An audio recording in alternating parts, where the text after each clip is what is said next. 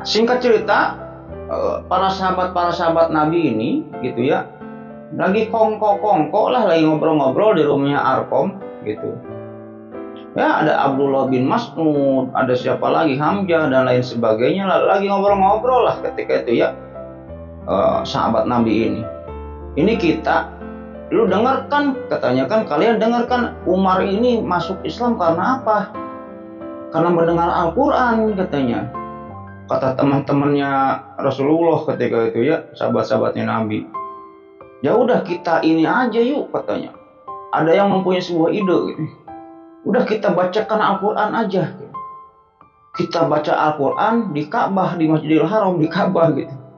Siapa tahu mungkin orang-orang kafir Quraisy ini belum pada memeluk Islam ini, belum dengar nih bacaan Al-Quran ini kayak gimana gitu. Siapa tahu kalau udah mereka pada dengar bacaan Al-Quran gitu kan, mungkin mereka akan masuk Islam gitu. Itu buktinya si Umar gara-gara surat Thaha dia masuk Islam. Akhirnya pada setuju lah para sahabat Nabi ketika itu. Oh, itu ide yang bagus, katanya. Ya udah, siapa sok yang mau baca Quran di Ka'bah, katanya kan. Akhirnya ngacung lah Abdullah bin Mas'ud. Akhirnya orang-orang kafir Quraisy ini di Ka'bah ini udah pada datang nih, 1 orang, 2 orang, 3 orang, sampai puluhan orang. Nah, ketika sudah melihat gitu ya, Abdullah bin Mas'ud ini sudah melihat puluhan orang ini sudah kumpul di Ka'bah gitu ya. Akhirnya Abdullah bin Mas'ud ini membacakan Al-Quran, yaitu surat Ar-Rahman. Di riwayat surat Ar-Rahman ayat 1-5.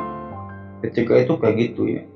Akhirnya mulailah dibacakan oleh Abdullah bin Mas'ud ini ya. A'udzu billahi minasy syaithanir rajim. Bismillahirrahmanirrahim. Baru juga ta'awud gitu ya. Orang-orang kafir Quraisy ini sudah pada ngelirik nih ke Abdullah bin Mas'ud ini. Udah pada ngelirik, udah pada ngeliatin aja. Abdullah bin Mas'ud dalam hatinya, nah udah pada ngelirik nih. Sebentar lagi pasti Allah nurunin hidayah kepada mereka, katanya. Bentar lagi nih, kata Abdullah bin Mas'ud ini, pasti mereka semua ini bakal masuk Islam. Setelah itu dilanjutin bacaannya oleh Abdullah bin Mas'ud ini ya. Ar-Rahman 'allamal Qur'an khalaqal insan 'allamahul bayan asy-syamsu wal qamaru bihusban والنجم والشجر يسجدان والسماء رفعها ووضع الميزان ألا تطغوا في الميزان وأقيموا الوزن بالقسط ولا تخسروا الميزان. Setelah itu pada datang puluhan orang-orang kafir Quraisy ini, pada datang ke si Abdullah bin Mas'ud ini ya, pada datang. Pikiran Abdullah bin Mas'ud, nah udah pada datang ke saya nih. Pasti mereka ini mau menanyakan kepada saya, apa yang kamu baca Abdullah bin Mas'ud gitu. Akan saya ajarkan Al-Quran dan mereka semua pasti masuk Islam. Pikir Abdullah bin Mas'ud kayak gitu. Berkaca dari pengalamannya Umar gitu. Setelah mereka ini pada datang dan menghampiri Abdullah bin Mas'ud, apa yang dilakukan? Abdullah bin Mas'ud ini dipukuli. Dipukuli sama puluhan orang ini. Dipukuli. Ketika Abdullah bin Mas'ud ini dipukuli, udah berdarah-darah, udah pada bengok gitu, sambil jatuh-jatuh. Apa yang dilakukan oleh Abdullah bin Mas'ud? Dirinya melanjutkan bacaannya gitu. Wal ardu lil anam fiha faqihatun wan nakhlu dhatul akmam wal habbu dhul asfi war rayhan fabi ayyi ala'i rabbikuma tukadziban. Terus apa yang terjadi? Ya barengok. Abdullah bin Mas'ud ya pada bonyok. Udah dipukuli kayak gitu, ya udah pulang Abdullah bin Mas'ud ke rumah Arkom lagi. Gimana Abdullah bin Mas'ud, berhasil nggak? Kata teman-temannya itu, wah boro-boro berhasil nih, gua pada bengep katanya kan.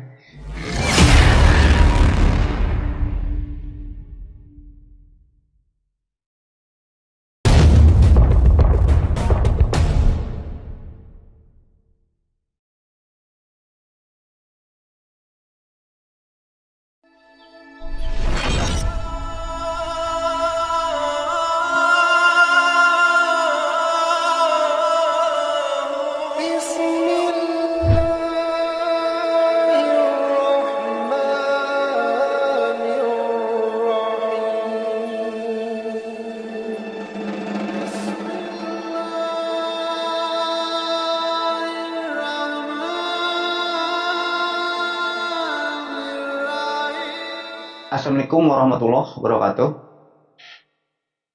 Bismillahirrahmanirrahim. Alhamdulillahirrahmanirrahim. Wa bihi nasta'inu ala umuri dunya waddin. Wassalatu wassalamu ala asyrofil anbiya wa mursalin wa ala alihi wa sahbihi ajma'in, amma ba'd. Allahumma sholli ala sayyidina Muhammad wa ala ali sayyidina Muhammad. Rabbi shrah li sadri wa yassir li amri wa uqdatam min lisani yafqahu qawli. Oke, Likolopers, kembali lagi bersama saya Lucky Revolver. Jadi pada video kali ini kembali saya akan melanjutkan suatu kisah cerita Islami ya, di playlist cerita Islami yang dimana kemarin-kemarin saya sudah membahas tentang Khadijah. Mungkin ini part terakhir yang akan saya bahas di Likolopers ya, yang dimana kita ketahui di cerita-cerita sebelumnya orang-orang kafir Quraisy ini intinya dengan segala upaya untuk menghentikan dakwah Rasulullah, tapi nggak berhasil, intinya kayak gitulah ya. Ya mungkin sebelum lanjut ke ceritanya, tak bosan-bosan saya mengingatkan kepada Lucky Lovers semua ya. Jangan lupa like, comment, and subscribe.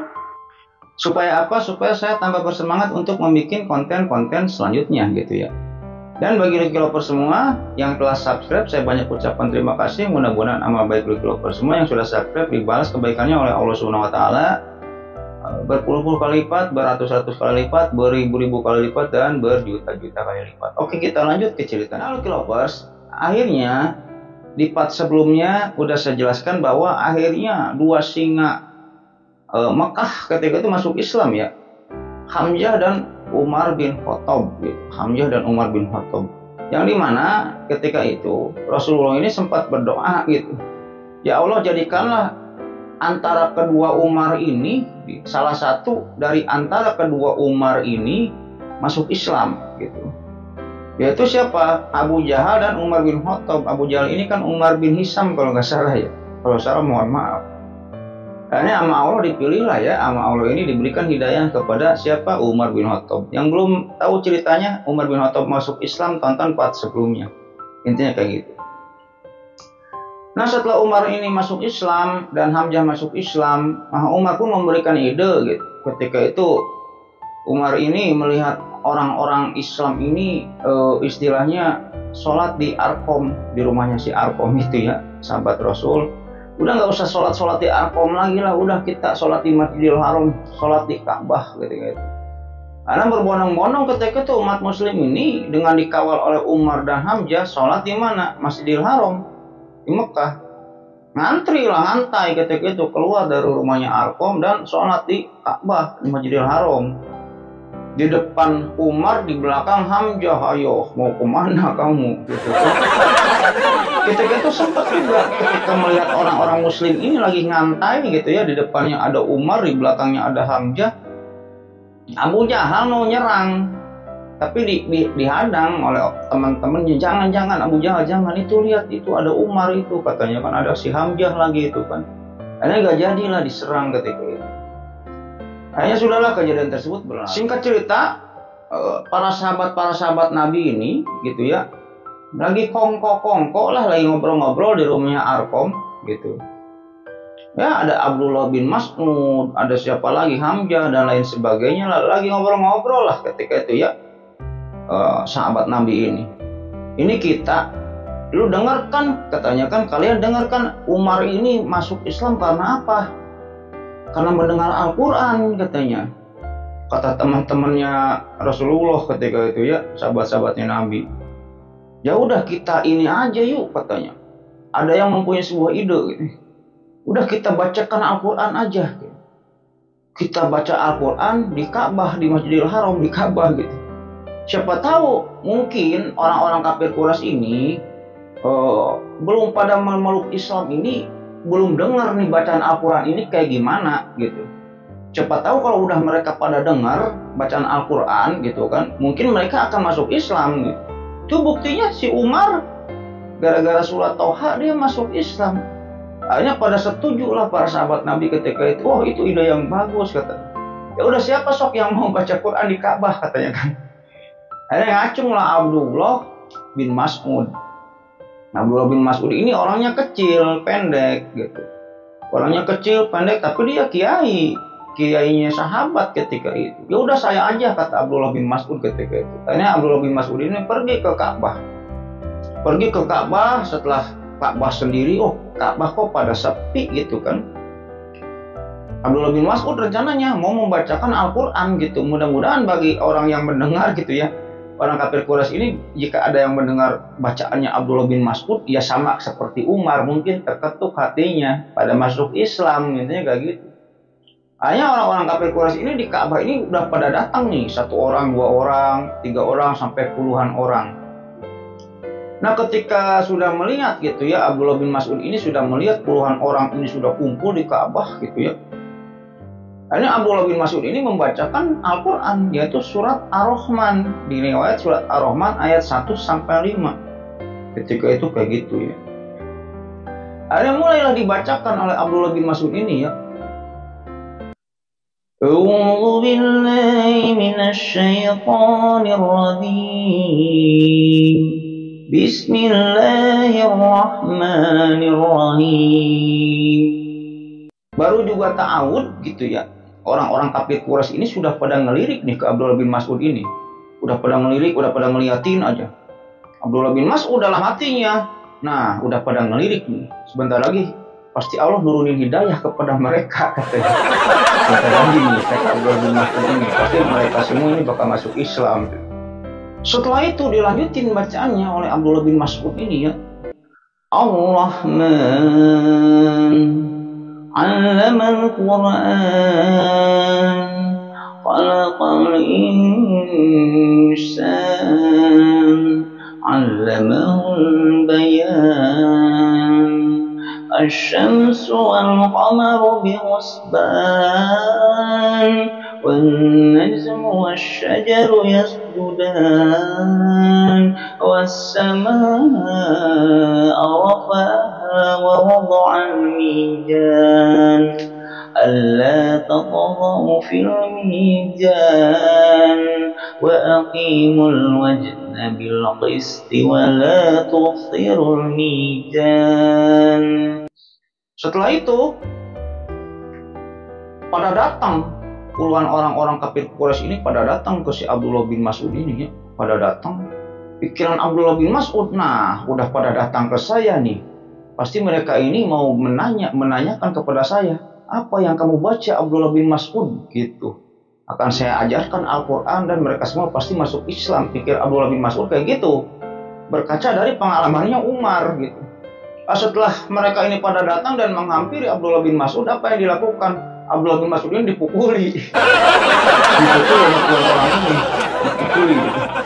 Ketika Abdullah bin Mas'ud ini dipukuli, udah berdarah-darah, udah pada bengok gitu, sambil jatuh-jatuh. Apa yang dilakukan oleh Abdullah bin Mas'ud? Dirinya melanjutkan bacaannya gitu.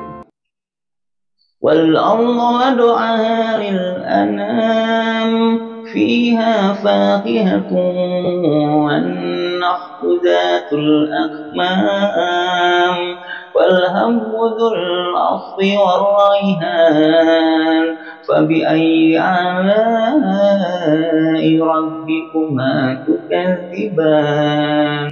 Terus apa yang terjadi? Ya barengok. Udah dipukul kayak gitu, ya udah pulang Abdullah bin Mas'ud ke rumah Arqam lagi. Gimana Abdullah bin Mas'ud, berhasil nggak? Kata teman-temannya itu, wah baru-baru berhasil nih, gua pada bengep. Udah kayak gitu. Hubungan dengan Abdullah bin Mas'ud ini orangnya pendek, kecil gitu ya. Intinya ketika itu gitu, pernah ada suatu cerita lah perihal Abdullah bin Mas'ud ini. Ketika itu Abdullah bin Mas'ud ini sedang manjat pohon, udah gitu betisnya ini kesingkap, ketiup angin lah gitu. Ketika itu ada beberapa orang sahabat Nabi yang melihat kejadian tersebut, dan ketika betisnya Abdullah bin Mas'ud ini ketiup angin, karena pewat kecil betisnya ini, hanya disering-serikan lah oleh para sahabat Nabi ini, disering-serikan. Diketawain lah gitu. Melihat hal tersebut, di belakang datang Rasulullah. Kalian pada apa? Gitu. Ketawa-ketawa katanya. Enggak Rasulullah, enggak katanya. Kamu pasti menertawakan ini ya, betisnya Abdullah bin Mas'ud ya. Hanya pada diem ya, para sahabat itu dimarahi oleh Rasulullah. Setelah itu sama Rasulullah ini dimarahi. Ketika itu Rasulullah ini berkata, kepada para sahabat yang menertawakan betisnya Abdullah bin Mas'ud ini.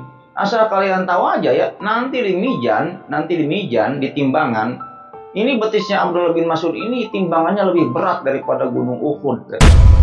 Akhirnya setelah mendapatkan keterangan tersebut, para sahabat Nabi yang sering menghina Abdullah bin Mas'ud gitu ya, gak berani lagi menghina Abdullah bin Mas'ud atau mentertawakan Abdullah bin Mas'ud, intinya kayak gitu. Nah, ketika Umar dan Hamzah ini masuk Islam, penyiksaan kaum muslimin ini gitu, tidak berhenti begitu aja. Si koplok Abdul Ujah dan si koplok Abu Jahal ya tetap aja nyiksain orang-orang muslim gitu ya. Ya Umar mah ketika itu ngabat aja, ingin perang, ya Rasulullah ayo perang, ya Rasulullah ayo perang, ya sampai sadar dulu Umar, sadar dulu, jangan main perang mah. Umar kan hanya gelut mah ya, pengennya perang mah ya Umar, udah sabar dulu, belum ada perintah Allah nih, kalem aja kalem.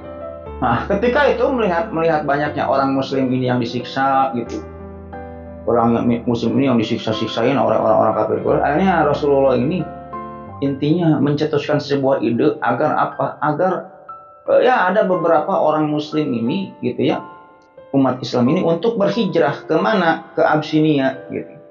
Ke Abysinia atau ke Habasyi atau Ethiopia sekarang. Ya ketika itu ada kurang lebih 80 orang lah ya yang berhijrah ke Abysinia tersebut, termasuk Ja'far, Utsman dan Ruqayyah. Hijrahlah ke sana. Karena apa? Di Abysinia ketika itu ada Raja Najasyi, seorang raja yang beragama Kristen, beragama Nasrani gitu ya, tapi raja ini baik, orang yang suka menjamu tamu lah. Namanya Raja Negus ketika itu. Nah ketika kurang lebih ada 80 orang umat muslim ini yang hijrah ke sana, si Abu Jahal tahu nih dan komplotannya gitu. Abu Jahal dan komplotannya tahu, oh ada umat Islam hijrah ke Abysinia. Ada yang setuju gitu, ada yang intinya ada yang menyetujui, ya udah pada hijrah aja lah. Umat Islam ini semuanya pada hijrah supaya agama kita ini tidak terkontaminasi oleh agamanya Muhammad gitu. Tapi kebanyakan tidak setuju, karena apa? Nanti Islam menyebar di Abysinia, takutnya kayak gitu. Melihat hal tersebut, akhirnya komplotan Abu Jahal dan CS-nya gitu ya, dan lain-lain mengirim utusan untuk menghadap ke Raja Negus, supaya Raja Negus ini membalikan lagi ke 80 orang tersebut yang hijrah ini ke Makkah. Intinya kayak gitu. Yang dimana ketika itu pada akhirnya orang-orang kafir Quraisy ini mengirim utusannya untuk negosiasi merenya dengan Raja Negus itu. Utusannya tersebut bernama Amr bin As. Amr bin As ini diutus bersama dengan Amarah bin Walid. Amr bin As ini adalah ahli diploma, ahli negosiasi lah ketika itu. Ketika datang ke sana, apa yang dilakukan oleh Amr bin As? Amr bin As mah tidak langsung ke Raja Negus gitu ya, nggak langsung. Tapi mencari dulu anak buah yang berpengaruh ya, anak buah Raja Negus ini yang berpengaruh gitu di daerah sana. Akhirnya Amr ini disogok dengan menyebarkan hoak bahwa ke-80 orang ini adalah pengacau lah di Arab ini dan yang kabur ke Abysinia. Intinya kayak gitu. Disogoklah ketika itu. Nanti kalau saya ngomong sama Amr bin As, bantuin saya ngomong ya. Ya udah, gampang Amr katanya. Hanya menghadaplah ke Amr bin As. Ketika menghadap ke Amr bin As, katanya. Akhirnya si Amr bin As ini menghadap ke Raja Negus. Setelah Amr ini menghadap dan bertatapan muka dengan Raja Negus, Amr ini sujud ke Raja Negus, sujud. Akhirnya Amr bin As ini menceritakan tentang keinginannya datang ke Abysinia untuk agar bahwa Raja Negus ini membalikkan ke 80 orang ini ke Makkah. Karena apa? Dia pemberontak katanya. Ke 80 orang ini pemberontak. Oh kayak gitu katanya, kata Raja Negus ini. Iya Raja, kayak gitu. Ya udah, kalau ntar besok saya panggil katanya.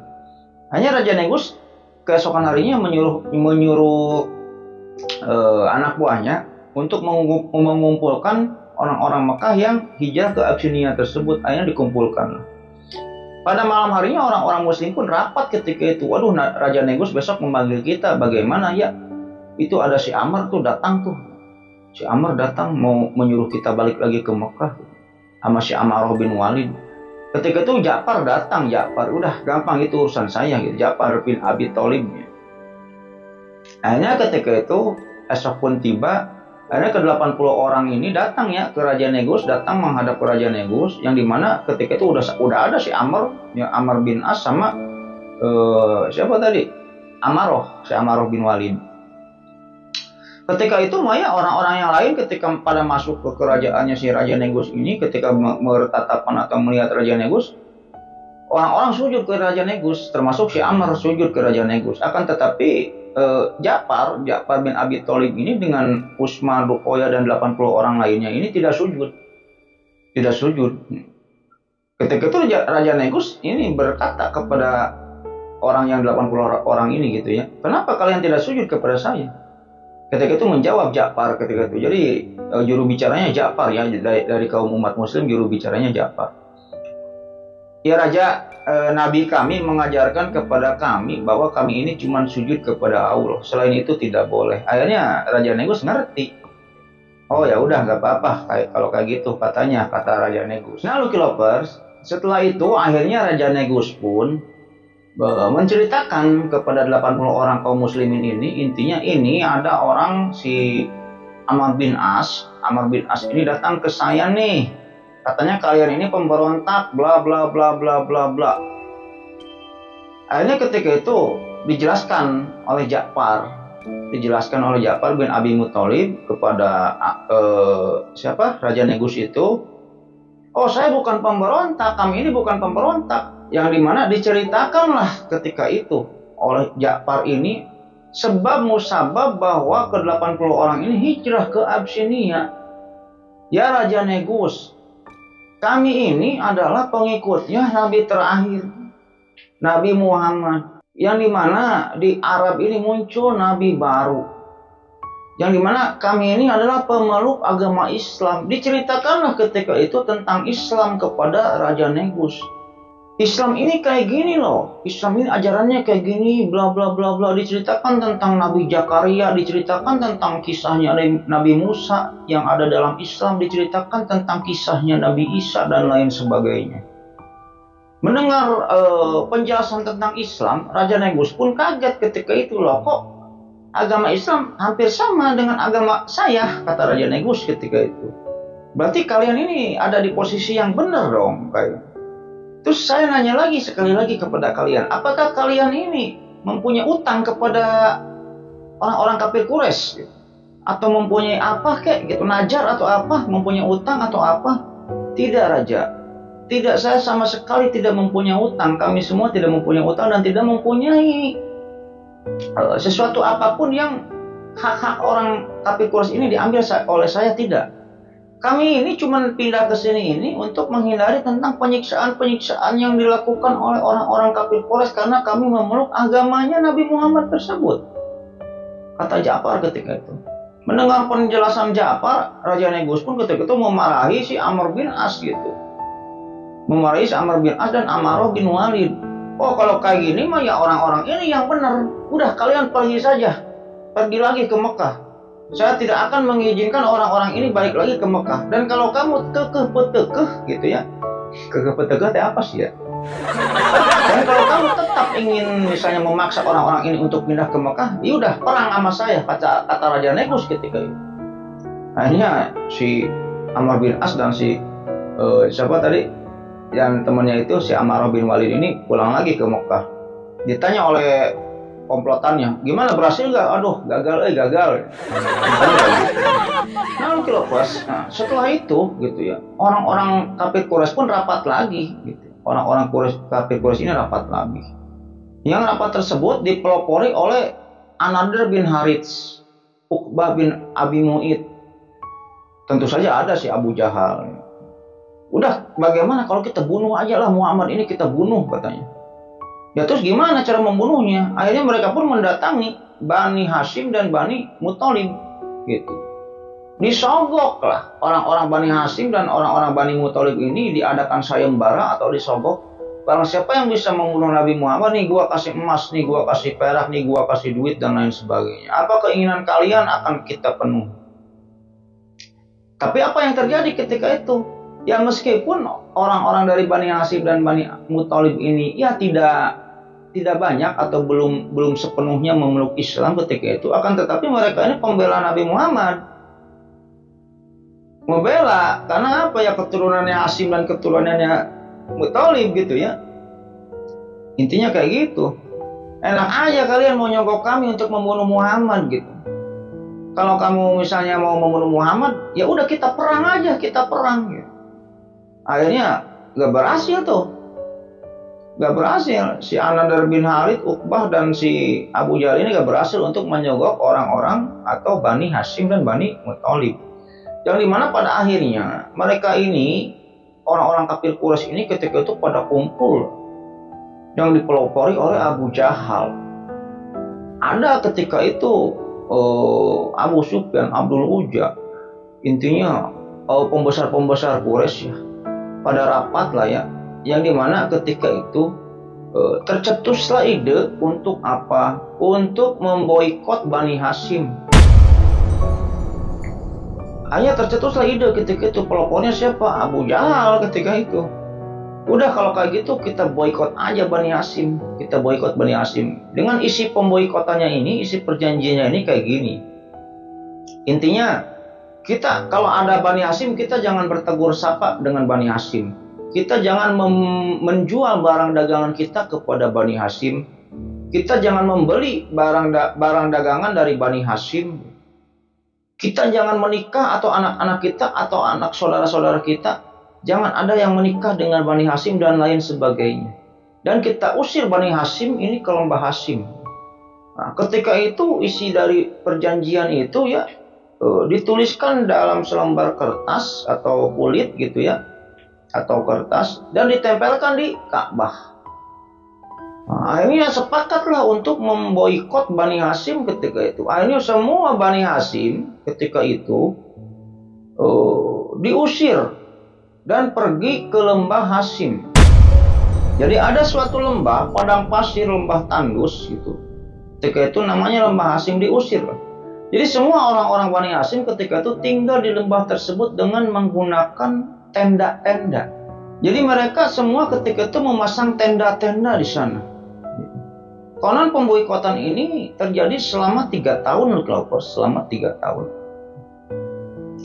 Yang dimana pada minggu pertama atau bulan-bulan pertama pemboikotan ini ya tidak berdampak atau berpengaruh buruk terhadap Bani Hashim. Karena apa? Ketika itu masih banyak cadangan makanan yang dimiliki oleh Bani Hashim. Akan tetapi setelah bulan-bulan selanjutnya berlalu, makanan sudah mulai habis, yang dimana akhirnya terjadilah banyak kelaparan di lembah Hashim ini. Bayi-bayi pada menangis ketika itu. Karena apa? Kelaparan. Karena Bani Hashim ketika itu tidak bisa mendapatkan makanan. Karena apa? Ya tadi diboikot. Tidak ada orang yang menjual makanan kepada Bani Hashim. Kalau Bani Hashim ini mau barter gitu ya, dengan baju atau dengan emas, membarter sebuah makanan, nggak diterima barterannya itu. Kalau ada orang-orang pedagang dari Syam yang mau dagang ke pasar Ukas ketika itu ya buru-buru gitu ya, dibeli dagangannya gitu, diborong dagangannya supaya tidak nyampe ke Bani Hashim. Ketika itu Khadijah juga ada di lembah Hashim. Khadijah, Nabi Muhammad, Abu Thalib gitu ya, ada di lembah Hashim.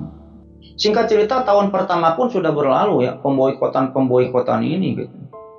Banyaklah orang yang meninggal, banyak bayi-bayi yang kelaparan di lembah Hashim ini. Bayi-bayi pada menangis. Orang-orang ketika itu memakannya hanya dedaunan gitu, hanya memakan dedaunan. Kalau ada binatang-binatang yang lewat ditangkap ya dimakan ya. Banyak yang meninggal, banyak yang sakit. Tahun kedua pun sudah berlalu, tahun kedua pun sudah berlalu, banyak yang meninggal sama ya. Mirislah ketika itu ya, karena banyak yang kelaparan. Yang dimana selanjutnya tahun ketiga pun sudah berlalu, akhirnya miris juga. Banyak juga orang yang meninggal, bayi-bayi yang meninggal, anak kecil yang meninggal, orang tua yang meninggal, karena diboikot di lembah Hashim itu. Sampai pada akhirnya di tahun ketiga tersebut, orang-orang kafir Quraisy, sebagian dari orang-orang kafir Quraisy ini melihat bahwa ini pemboikotan terhadap Bani Hashim ini terlalu kejam. Ini si Abu Jahal ini melakukan pemboikotan ini kok terlalu kejam kayak gini. Akhirnya ketika itu adalah beberapa orang yang mencoba untuk mengirimkan makanan kepada orang-orang Bani Hashim yang ada di lembah Hashim tersebut. Akan tetapi ketika itu kalau ada yang ketahuan yang mau memberikan makanan kepada orang-orang Bani Hashim gitu ya. Kalau ketahuan oleh orang-orang kafir Quraisy suka disiksa orang-orang yang memberikan makanan yang ketahuan ini. Tapi adalah 1-2 gitu yang memberikan makanan ketika itu. Yang dimana pada anehnya gitu ya kan Bani Hashim ini diboikotnya. Sedangkan si Koplok Abdul Uja gitu tidak diboikot. Si Koplok Abdul Uja tidak diboikot.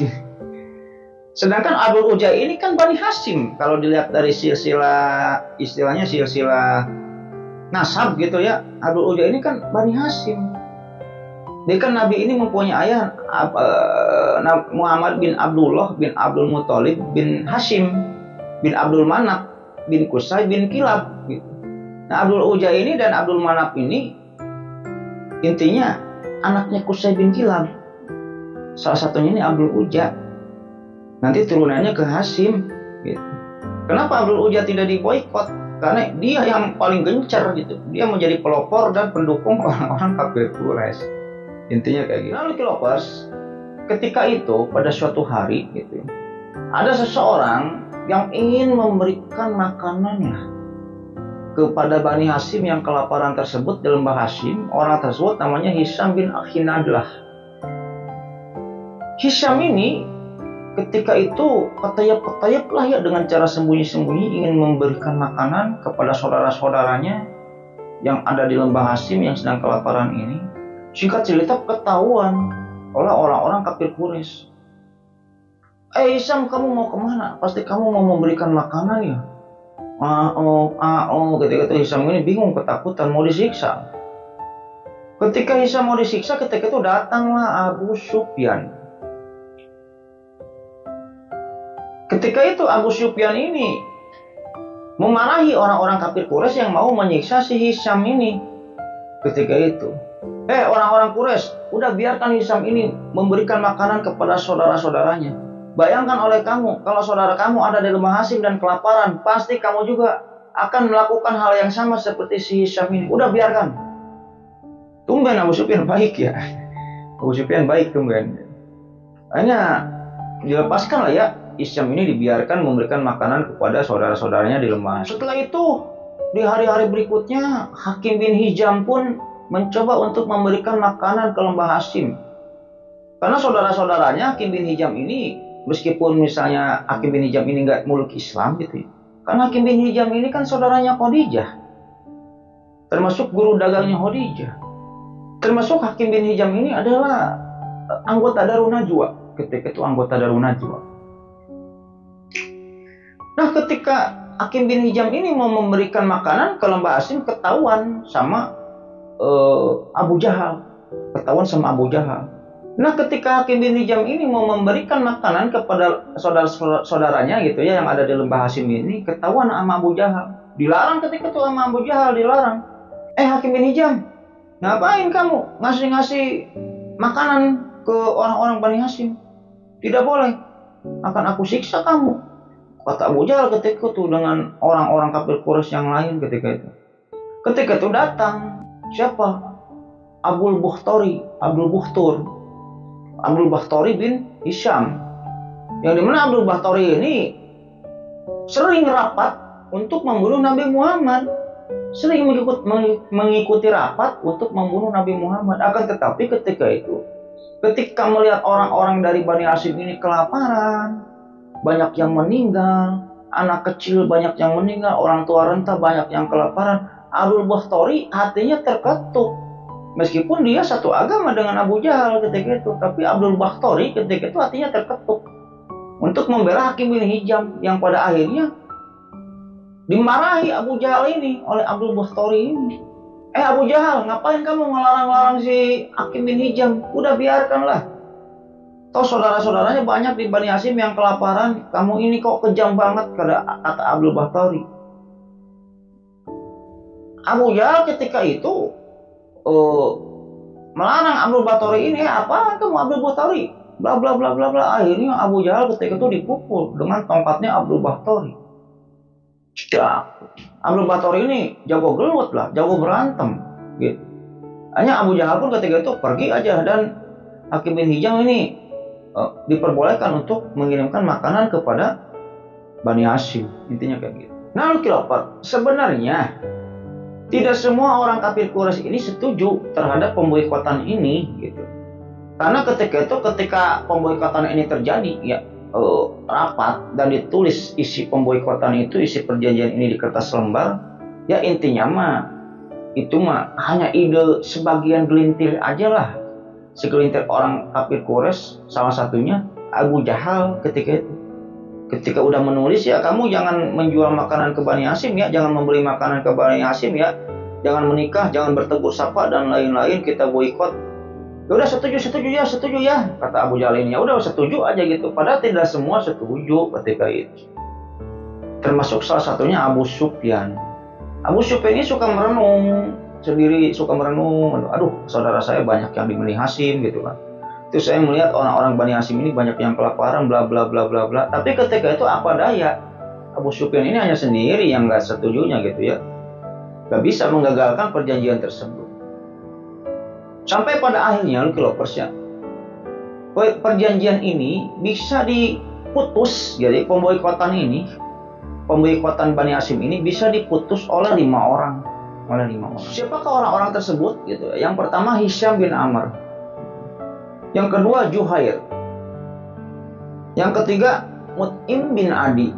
Yang keempat Abdul Bakhtari bin Hisham. Yang kelima Jam'ah. Nah, 5 orang ini pelopor untuk digagalkannya pemboikotan terhadap Bani Hashim itu. Jadi ceritanya kayak gini. Kenapa? Intinya cerita gagalnya pemboikotan ini gimana sih Bang gitu ya. Jadi ceritanya kayak gini. Ketika itu Hisham bin Amr ini lagi melamun di rumahnya, dan memikirkan cara untuk menggagalkan pemboikotan yang dilakukan oleh orang-orang kafir Quraisy terhadap Bani Hashim. Soalnya kenapa? Karena orang-orang Quraisy pun 1-2 orang adalah saudaranya yang di Bani Hashim ketika itu. Dan bagi orang kafir Quraisy ini yang tidak mempunyai saudara di Bani Hashim, ketika itu ya orang-orang kafir Quraisy pun kasihan kepada orang-orang Bani Hashim ini, kasihan untuk lepas. Intinya kayak gitu. Akhirnya Hisham bin Amr ini merenung gimana caranya ya gua supaya bisa menggagalkan pemboikotan ini. Akhirnya tercetuslah ide oleh Hisham bin Amr ini. Gua punya ide nih katanya. Akhirnya ketika itu Hisham bin Amr ini datang kepada siapa? Ke si Juhair. Datang ke rumahnya Juhair, mengetuk pintu. Dibuka oleh Juhair. Hisham, ada apa Syam? Ketika itu si Juhair ini lagi makan. Di rumahnya ini lagi makan. Ketika dibuka ada Hisham, ada perlu apa Hisham? Juhair, lagi apa Her? Lagi makan saya. Juhair, emang kamu bisa makan enak ya? Emang kamu saat ini bisa minum enak ya? Sedangkan saudara-saudara kita di Bani Hashim ini, di lembah Hashim ini sedang kelaparan. Saudara-saudara saya, termasuk kamu juga punya saudara di Bani Hashim yang ada di lembah Hashim ini sedang pada kelaparan, Juhair. Emang kamu bisa makan enak? Juhair pun ketika itu diam. Bicarakan ku si Hisham, diam. Ketika itu kata Juhair, ya bagaimana Hisham? Saya pun gak setuju. Tapi gimana? Untuk menghentikannya gimana? Kata Hisham ini. Kata Juhair ya. Ketika itu Hisham ini ngomong, Juhair, kamu mau gak pemboikotan ini kita hentikan? Ya saya sih mau-mau aja. Tapi kalau hanya saya sendiri yang tidak setuju dan menghentikannya ini gak bisa menurut saya. Ketika itu kata si Hisham, kamu gak sendiri, Juhair, kamu gak sendiri. Emang siapa lagi? Ya udah saya nih. Saya juga gak setuju. Ya Hisham, kalau cuma 2 orang, ini gak akan mampu untuk menghentikan pemboikotan itu. Cobalah cari sekutu lagi, cari orang lagi yang gak setuju. Intinya kayak gitu. Akhirnya setelah itu, Hisam dan Juhair ini pergi ke Mut'im bin Adi. Mut'im bin Adi. Diketuk rumahnya si Mut'im, setelah dibuka, Hisam, Juhair, ada apa? Ketika itu Hisam pun menjelaskan tentang keinginannya ini ke Mut'im bin Adi. Bla bla bla bla bla. Kamu setuju nggak pemboikotan ini untuk dihentikan? Ya saya mah sependapat dengan kamu. Saya ini setuju-setuju aja, Hisam. Akan tetapi apalah dayanya saya? Kalau yang setujunya ini cuma saya aja, ya bagaimana? Gak bisa. Kamu nggak sendiri kok bro, kata Hisam ini. Terus siapa lagi yang nggak setuju? Ini saya. Terus si Juhair. Terus ketika itu kata Mut'im bin Adi, cuma 3 orang. Kalau cuma 3 orang ini gak akan bisa. Coba nambah sekutu lagi, cari orang lain lagi lah yang gak setuju. Akhirnya ketika itu Hisam, Juhair, dan Mut'im bin Adi ini pergi ke rumahnya Abdul Bakhtari ya, bin Hisam. Biasa diketuk rumahnya, tok tok tok tok tok, dibuka oleh Abdul Bakhtari. Ada apa? Diceritakanlah tentang hal yang sama. Ketika itu kata Abdul Bakhtari, waduh, kalau hanya 3 orang dan 4 orang dengan saya, ini gak akan cukup nih. Coba cari orang yang gak setuju, 1 aja lagi gitu kan, supaya kita ini jadi 5 orang nih. Akhirnya datanglah ke Jam'ah bin Al-Aswad. Datang ke Jam'ah bin Al-Aswad, ke-4 orang ini. Akhirnya Jam'ah pun oke, siap, menyetujui. Akhirnya ke-5 orang ini, Hisam, Juhair, Mut'im bin Adi, Abdul Bakhtari bin Hisam, dan Jam'ah bin Al-Aswad gitu ya. Mereka ini merencanakan untuk menghentikan pemboikotan tersebut dengan cara bagaimana? Nah, kayak gini caranya. Ketika itu pada suatu hari mereka ini berkumpul di Masjidil Haram di Mekah, dekat Ka'bah, berkumpul. Akan tetapi ke-5 orang ini berkumpulnya ini tidak berkumpul satu perkumpulan, enggak. Dipecah-pecah, nyebar mereka ini. Misalnya si Hisam ini ada di bagian baratnya Masjidil Haram gitu ya. Si Juhair ada di sebelah utara Masjidil Haram. Mut'im bin Adi ada di sebelah timur Masjidil Haram. Terus siapa lagi? Satu lagi Abdul Bakhtari ada di tengah-tengah. Terus si Jam'ah bin Al-Aswad ada di sisi lainnya gitu ya. Jadi nyebar seolah-olah banyak. Nah ketika itu mereka berlima ini menunggu kedatangan komplotannya Abu Jahal. Nah ketika orang-orang sudah pada kumpul gitu sekian banyak di Masjidil Haram dan di Ka'bah ini, datang Abu Jahal dan komplotannya. Ketika itu puluhan orang datang ke sana. Ya emang tempat nongkrong ketika itu ya. Nah setelah puluhan orang ini pada nongkrong di sana, pada berkumpul, termasuk Abu Jahal dan reng-rengannya dan komplotannya. Ketika itu mulailah rencana ke-5 orang ini dijalankan.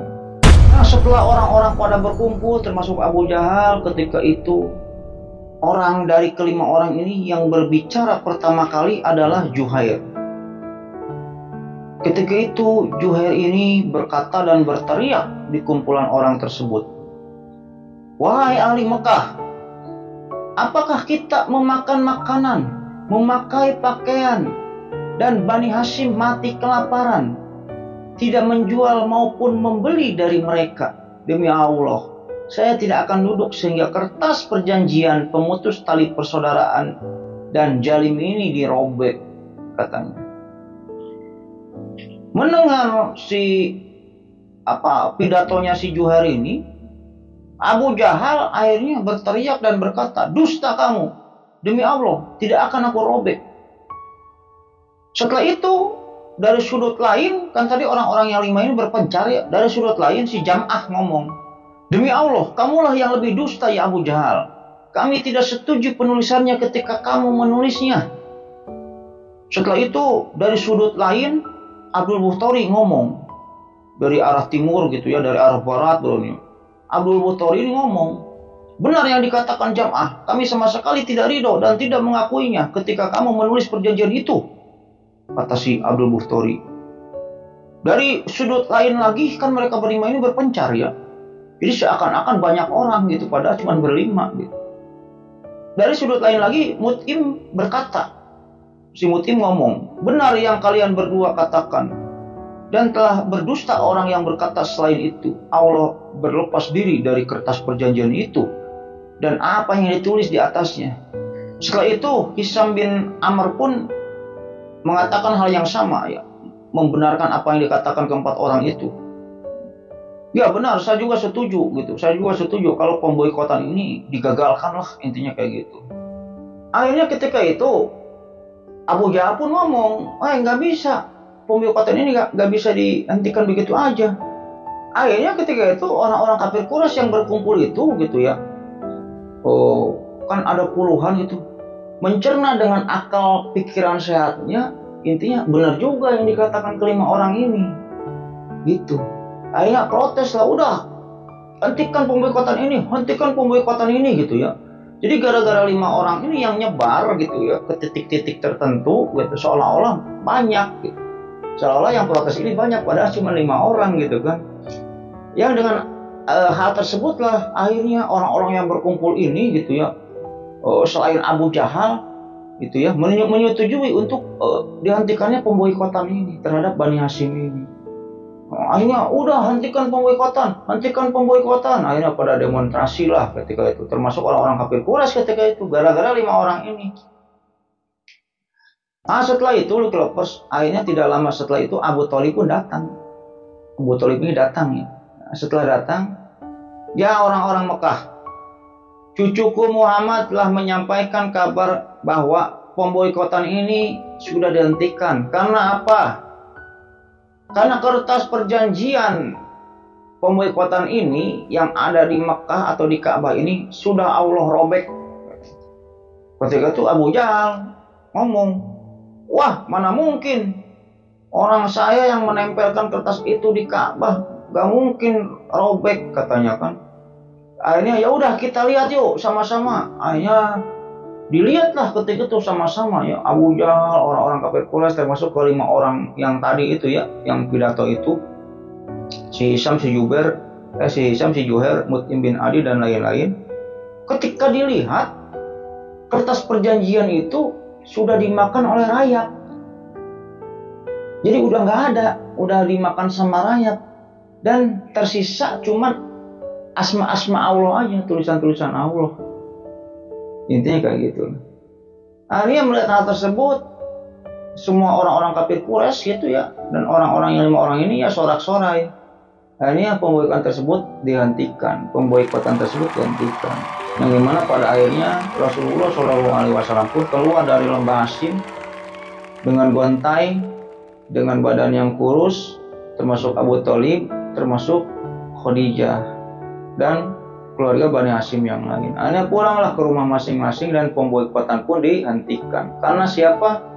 Karena kelima orang tadi, Abdul Bakhtari, Juhair, Mut'im bin Adi, Hisam, terus sama si Jam'ah bin Al-Aswad. Intinya kayak gitu.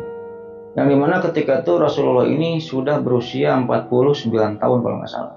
49 tahun. Lalu Kilopers, setelah dihentikannya pemboikotan tersebut, akhirnya Khadijah dan Abu Thalib pun jatuh sakit karena kekurangan gizi gitu, jarang makan ketika itu selama 3 tahun ini ya.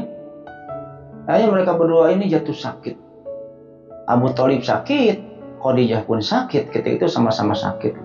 Ketika itu di masa-masa sakitnya Khadijah pun sering bertanya dan sering mencari kabar tentang saudara-saudaranya atau teman-temannya atau orang-orang Mekah ketika itu, siapa lagi yang sudah masuk Islam gitu. Kata Khadijah ketika itu, siapa lagi yang sudah masuk Islam? Oh si ini masuk Islam, oh si ini masuk Islam, oh si ini masuk Islam. Mendengar berita-berita tersebut, Khadijah pun senang. Dalam keadaan sakitnya tersebut, Khadijah ini ada hiburan tentang mendengar kabar bahwa Islam ini sekarang sudah banyak pengikutnya. Orang-orang yang masuk Islam ketika itu bukan hanya perorangan lagi, tapi per kelompok, per kapilah. Kapilah A masuk Islam, kapilah B masuk Islam gitu. Khadijah pun senang ketika itu mendengar ini. Dan selain itu, orang yang sering ditanyakan ketika Khadijah ini sakit ya, ketika bangun, Khadijah ini sering menanyakan tentang kabar Abu Thalib. suka menanyakan kepada saudara-saudaranya, bahkan kepada Rasulullah, bahkan kepada teman-temannya Khadijah, Abu Thalib kabarnya gimana? Oh, katanya dia lagi sakit Khadijah. Oh, lagi sakit ya. Terus gimana, dia sudah masuk Islam belum? Belum Khadijah.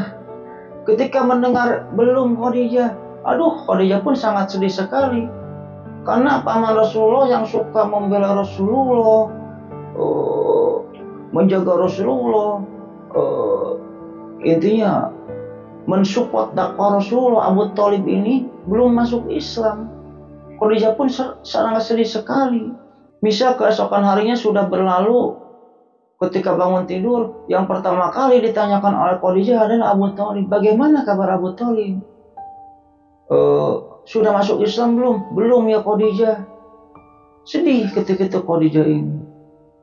Seringlah menanyakan kabar Abu Thalib, ya, bahwa Abu Thalib ini sudah masuk Islam apa belum.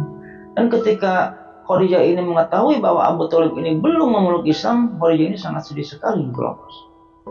Singkat cerita saja, ketika itu Abu Thalib pun lagi dalam masa-masa krisis. Intinya napasnya ini sudah kemis serbo, intinya gitulah. Sudah masa-masa krisis dalam sakitnya ini, intinya sudah mau meninggal. Ketika itu orang-orang kafir Quraisy ini datang kurang lebih 25 orang lah kepada Abu Thalib ini, ke rumahnya Abu Thalib datang. Ya, salah satunya Abu Jahal, ada Umayyah bin Khalaf, ada Abu Sufyan, siapa lagi, Atabah, dan lain sebagainya lah. Nah, kedatangan mereka ini untuk apa? Datang ke Abu Thalib ini. Yang pertama untuk menengok, yang kedua untuk melakukan negosiasi. Karena mereka ini sudah tahu nih bahwa Abu Thalib ini lagi sedang sakit keras saat ini, dan kehidupannya ini tidak lama lagi lah, intinya kayak gitu. Coba kita negosiasi dengan Abu Thalib perihal bahwa untuk, ya udah Muhammad ini kalau mau sholat ya udah sholat lah, kalau mau agamanya Islam ya udah Islam, gak apa-apa, tapi jangan berdakwah, intinya kayak gitu.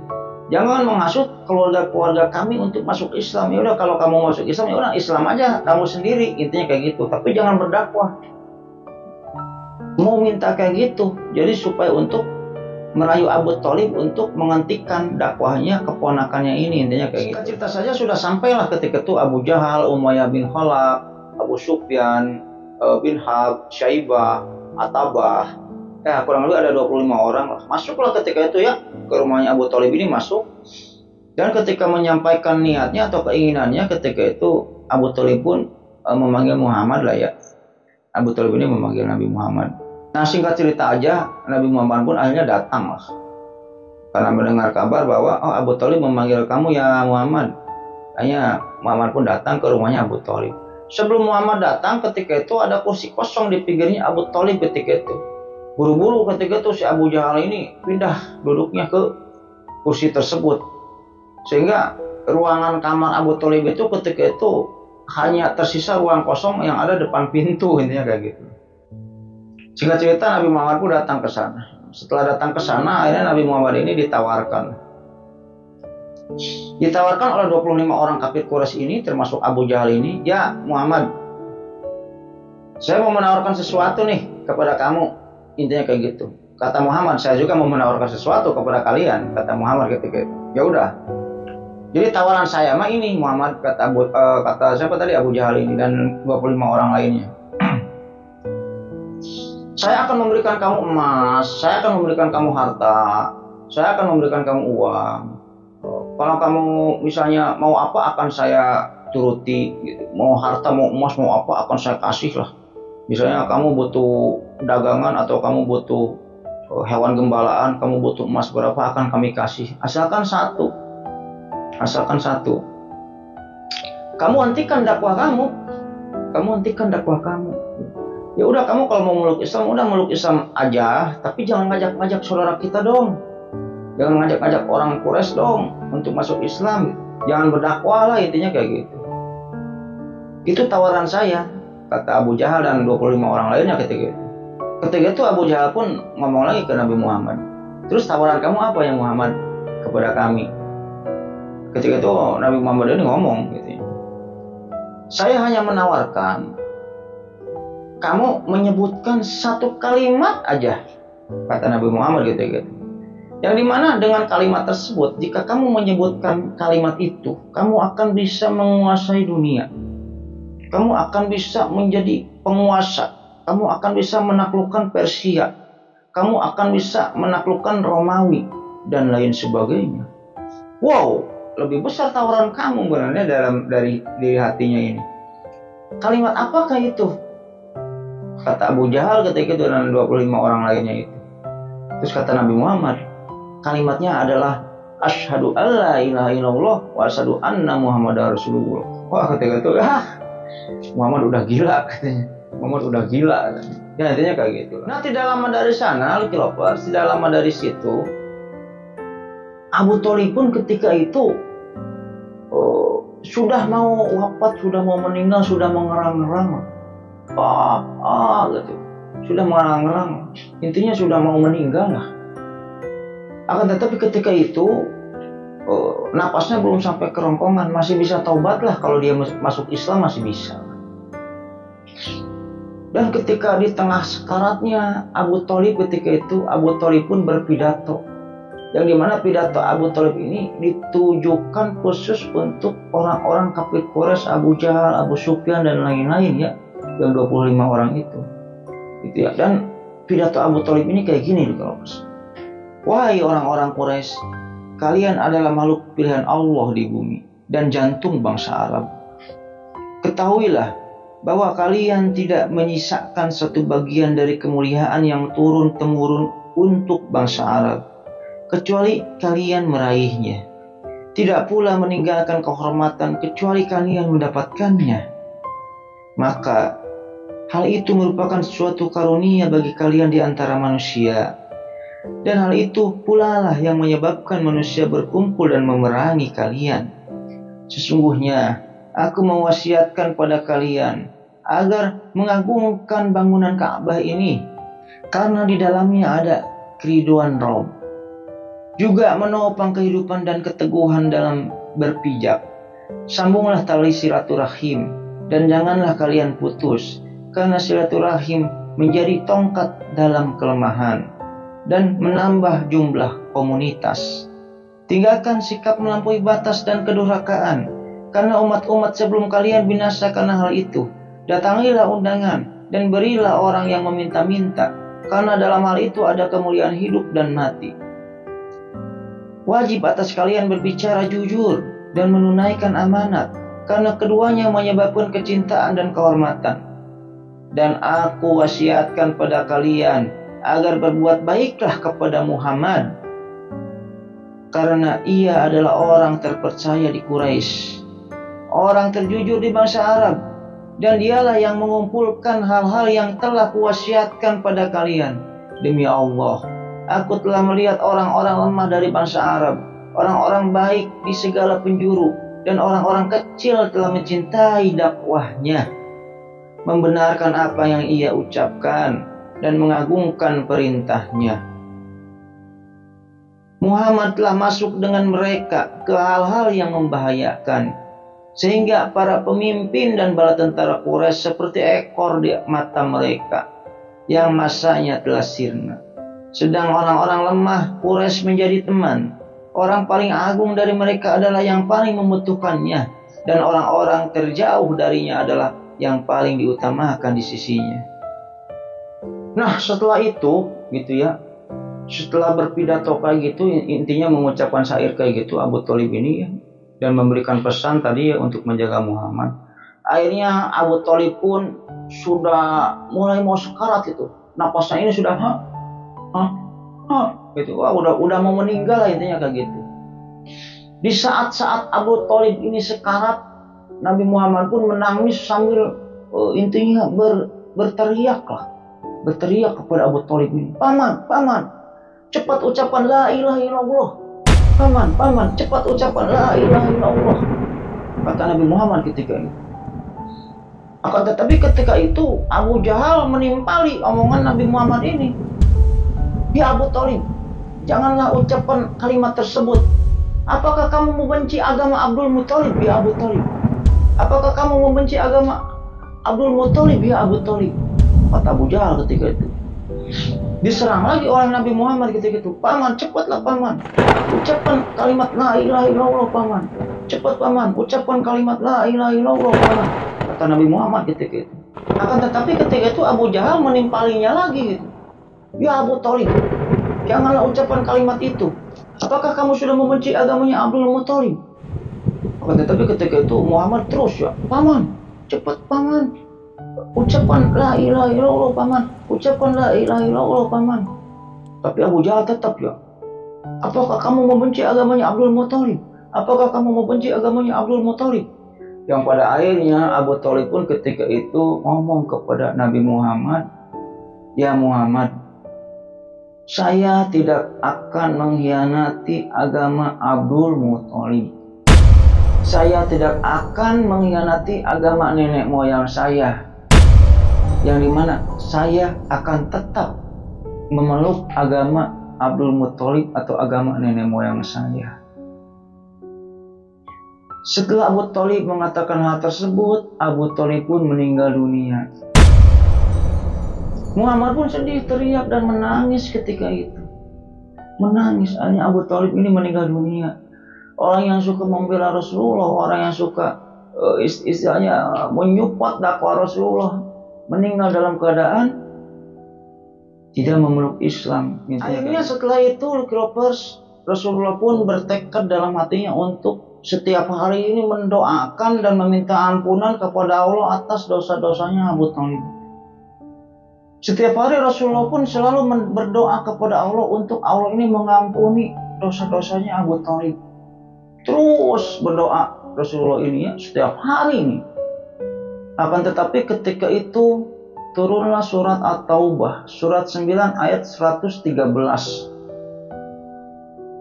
Yang intinya kayak ginilah, tidak pantas gitu ya seorang nabi atau orang-orang Islam mendoakan intinya pengampunan atau apa gitu kepada Allah bagi orang-orang yang musyrik gitu, orang-orang yang tidak memeluk Islam, intinya kayak gitulah. Dan orang-orang musyrik atau kafir ini akan dimasukkan ke dalam neraka jahanam, kan intinya kayak gitu. Di surat At-Taubah ini, udah kamu jangan berdoa-doa aja Nabi Muhammad gitu. Orang di luar Islam mah intinya kayak gitulah. Orang yang meninggal dalam keadaan tidak memeluk Islam tidak akan masuk surga, meskipun yang doanya kamu juga, intinya kayak gitulah kata Allah di surat At-Taubah ayat 113 ini. Intinya kayak gitulah. Akan tetapi kan diriwayat gitu ya.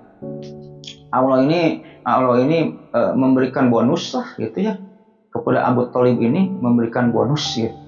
Bonusnya apa? Jadi Abu Thalib nanti disiksa di nerakanya ini tidak seumur ini, tidak 1 kali 24 jam gitu, intinya kayak gitulah. Abu Thalib nanti gitu ya mendapatkan bonus lah dari Allah gitu. Jadi disiksa di nerakanya ini tidak 1 kali 24 jam gitu ya, intinya kayak gitu. Jadi Abu Thalib ini nanti disiksanya cuma pagi dan petang aja gitu ya, memakai sendal yang berasal dari neraka, intinya kayak gitu. Dan jika kaki kita menginjak sendal itu gitu, otak kita bergolak gitu. Kita pakai sendal dari neraka, otak kita yang bergolak gitu. Itu katanya siksaan yang paling ringan itu kayak gitu. Nah itulah nanti siksaannya Abu Thalib. Wallahu a'lam bishawab. Nah Lukilopers, yang dimana pada akhirnya Khadijah pun mengetahui tentang meninggalnya Abu Thalib ini. Ketika Khadijah mengetahui Abu Thalib ini sudah meninggal, Khadijah pun bertanya, apakah dia meninggal dalam keadaan Islam? Yang dimana ketika itu Khadijah mengetahui bahwa Abdul Muthalib ini meninggal tidak memeluk Islam, dalam keadaan tidak memeluk Islam. Khadijah pun sangat sedih dan menangis ketika itu. Yang dimana Khadijah ini sangat menyesalkan tentang perbuatannya Abu Thalib itu, intinya kayak gitu loh. Akhirnya setelah Abu Thalib ini meninggal, gitu ya, penyakitnya Khadijah ini semakin parah lah.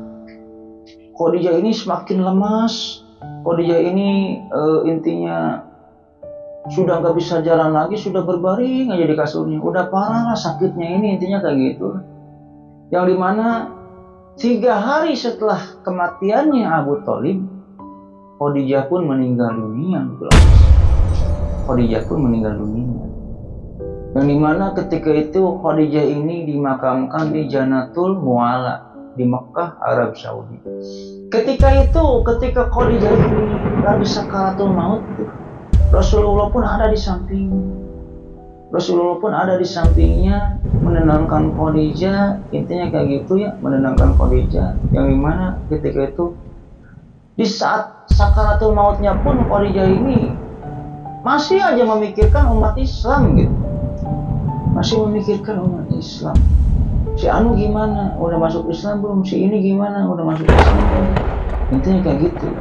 Rasul pun ketika itu berada di sampingnya. Dan tidak lama setelah itu ketika Khadijah ini lagi sakaratul maut, datang Jibril kepada Rasulullah. Assalamualaikum ya Rasulullah. Waalaikumsalam ya Jibril.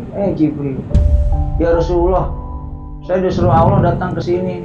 Untuk apa ya Jibril? Jadi Allah ini menitipkan salam kepada Khadijah.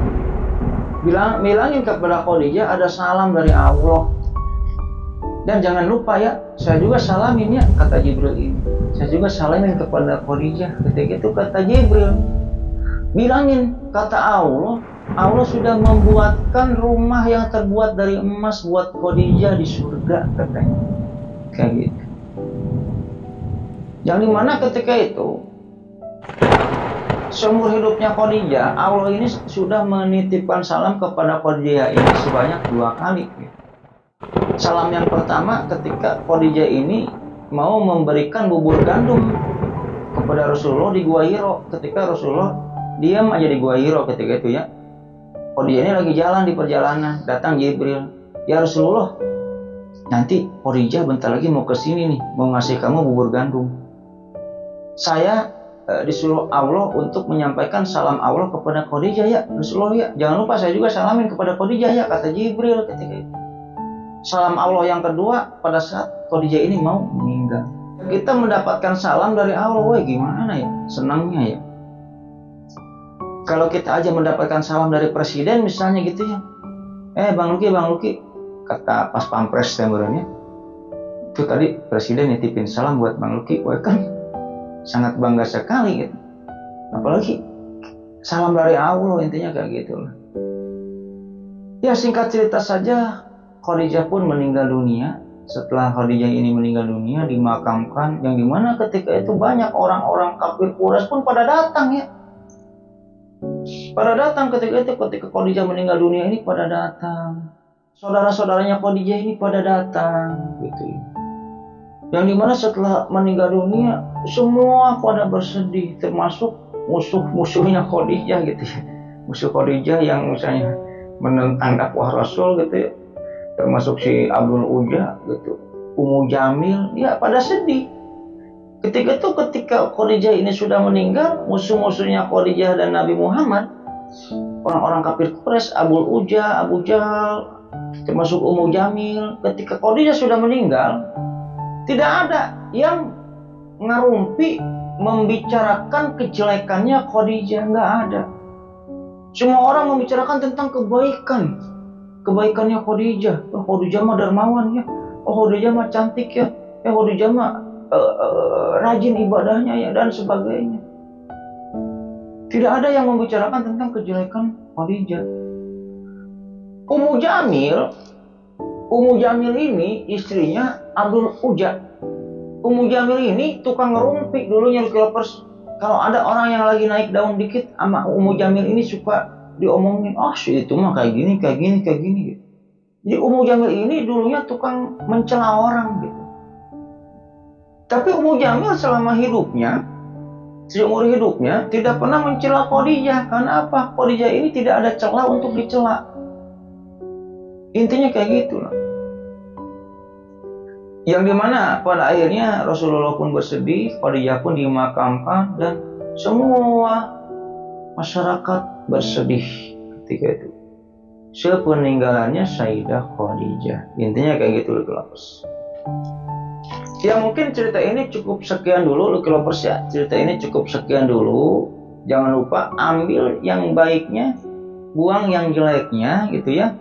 Dan Lucky Lovers semua, tontonlah cerita Khadijah ini dari part 1 supaya kita bisa mengambil sisi baiknya atau hikmah-hikmahnya gitu ya dari kehidupan Khadijah ini, intinya kayak gitu.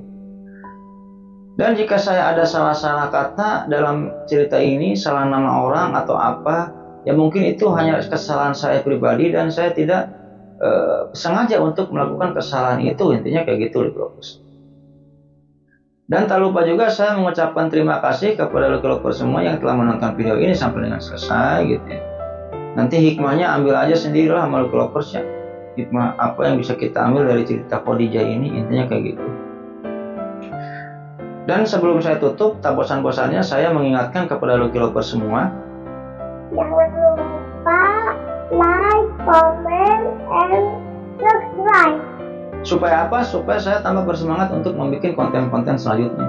Dan bagi orang yang sudah subscribe atau Lucky Lovers semua yang sudah subscribe di channel YouTube ini, saya banyak ucapan terima kasih.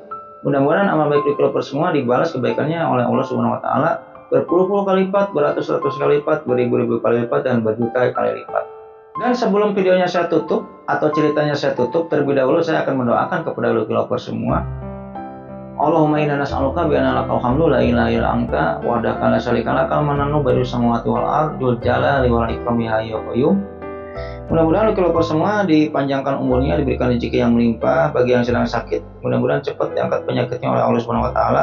Bagi yang masih sehat, mudah-mudahan diperpanjang nikmat sehatnya oleh Allah Subhanahu wa taala. Dan bagi yang belum punya jodoh, mudah-mudahan cepat dipertemukan jodohnya oleh Allah Subhanahu wa taala. Jika seorang laki-laki, mudah-mudahan dipertemukan dengan jodohnya seorang wanita yang cantik, yang baik, yang soleh, yang sayang kepada suami dan lain sebagainya. Jika seorang wanita, mudah-mudahan dipertemukan jodohnya oleh Allah dengan seorang pria yang cantik, yang ganteng, yang gagah, yang soleh gitu, yang sayang kepada istri, dan terutama yang berkepribadian ya, punya rumah pribadi, punya mobil pribadi, punya perusahaan pribadi gitu ya. Ya, dan yang paling utama mudah-mudahan saya, Lucky Lovers semua termasuk saya, nantinya dikumpulkan dalam surganya Allah Subhanahu wa taala dan mendapatkan syafaat darinya nanti di hari akhir. Ya mungkin gitu aja Lucky Lovers cerita pada video kali ini, mudah-mudahan menghibur. Akhirul kata, Allahumma sholli ala sayyidina Muhammad wa ala ali sayyidina Muhammad. Wabillahi taufiq wal hidayah. Assalamualaikum warahmatullahi wabarakatuh.